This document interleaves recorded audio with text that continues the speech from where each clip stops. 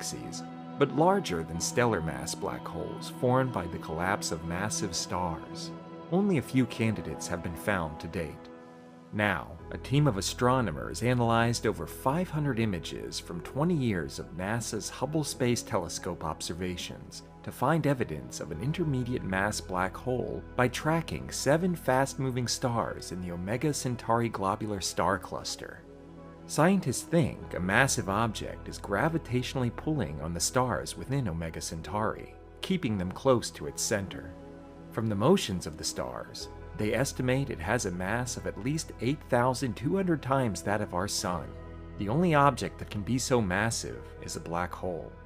This discovery is the most direct evidence, so far, of an intermediate mass black hole in Omega Centauri, which is exciting because only a few other known black holes have a similar mass.